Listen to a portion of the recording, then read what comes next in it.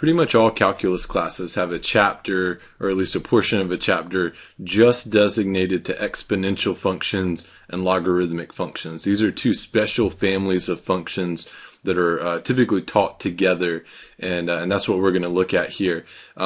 Specifically in this video, we're not going to get into all the calculus and how to take derivatives and all this kind of stuff. We're mostly going to focus on just reviewing the basics of exponential functions, because that'll really help when we get around to doing the calculus things. So we'll do practically no calculus in this video, but this video is not really so much for like an algebra student, because we might throw in some calculus type topics, but there shouldn't be a lot of calculus actually done in this video. It's primarily just a review of some things that we should already know, but we just want to remind ourselves of. So here we go. Properties of exponential functions. So an exponential function is anything that has some base to a variable exponent. Now this is obviously different than x squared. This would be like 2 to the x. Big difference having the variable and the exponent. Now to be an exponential function, there are a couple of restrictions on the base. The base has to be positive, as well as the base has to be not equal to 1. So that actually breaks it up into two cases for positive bases. You have the positive bases that are before 1, and you have the positive bases that are after 1.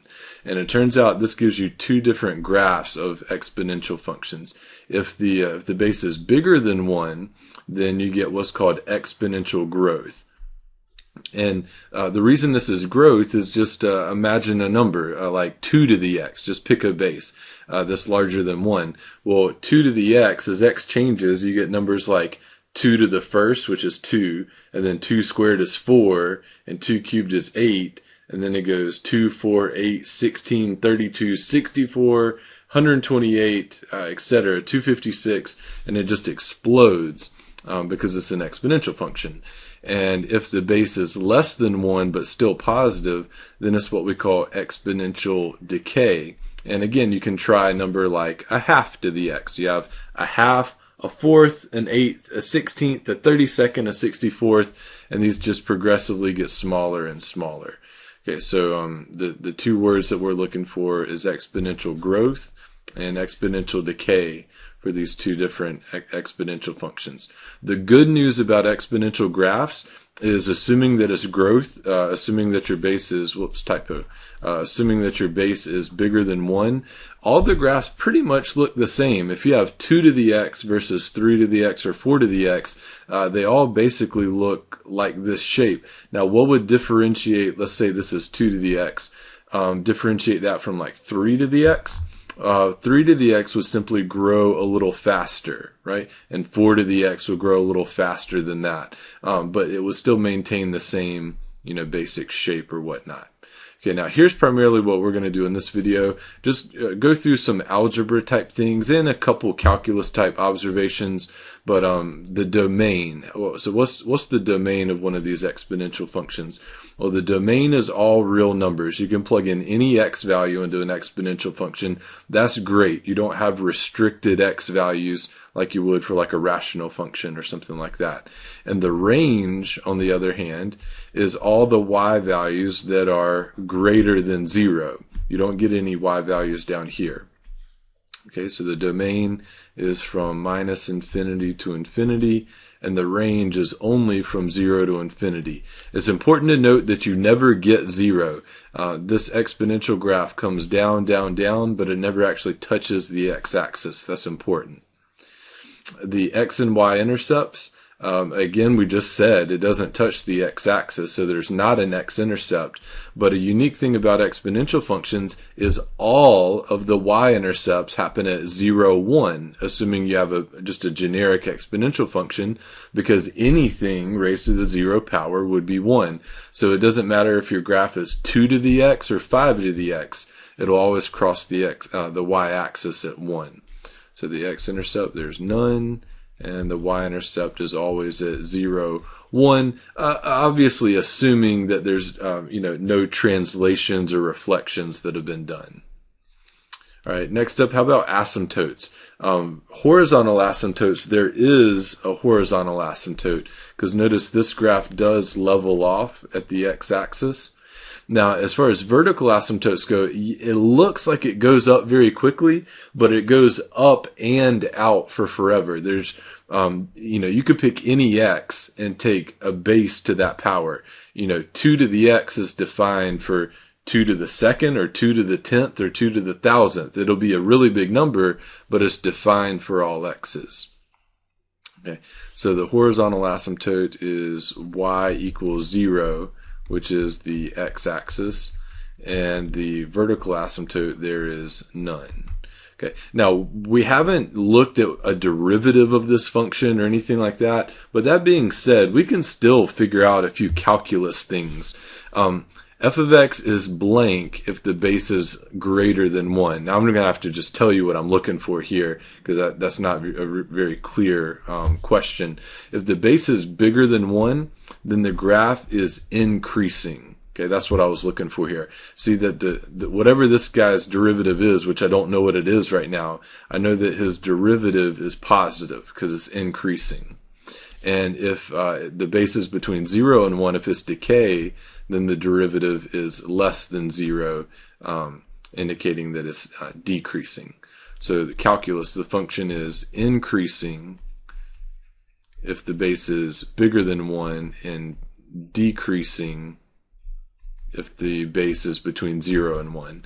And how about the second derivative? What about concavity? No matter whether it's exponential growth or decay, I think it's pretty clear just by the graphs of these guys that both of these are concave up. Concave up. So that's dealing with the second derivative. Okay. Now, what should you be able to do algebra-wise with these guys? There's a lot of calculus things, but that's not what we're talking about here. You should be able to evaluate an exponential function. That's not very hard. You just, if your exponential function is 2 to the x, and they say evaluate it at 7.1, then you should be able to pop in your calculator 2 raised to the 7.1, and get y values for certain x values. And the second thing, this you might have to get out your old algebra book and refresh a little bit. You should be able to graph any generic exponential function. What do I mean by generic? I mean anything that's like b to the x that has any translations or reflections applied to it. So like I said, you might need to get out your algebra book to refresh a little bit on that. But, we understand translations and reflections. I'll just give you a simple example that's not with an exponential function. If you were graphing x squared, it would be a parabola, but what would the graph of x squared plus 5 look like? Well, you take the parabola and you move it up 5. And so we understand the idea of vertical translations if you're adding a constant to the outside of the function, as well as horizontal translations if you add or subtract a quantity to the exponent. And the reflections and stretches and compressions are done by this quantity a out here. So they would expect you to be able to graph anything of this form by hand, without using a calculator, simply moving your graph up, down, left, right, or reflect it across one of the axes. Now, in closing, it turns out that there's one exponential function that completely dominates this topic of exponential functions. In particular, it's the function e to the x. E is a constant. E is not a variable like x and y. E is a decimal. It's approximately 2.718, so on and so forth. Similar to, you might think of like pi as 3.14, as we well know, where that symbol, the pi symbol, represents the decimal. The same thing here. This letter E represents this decimal here.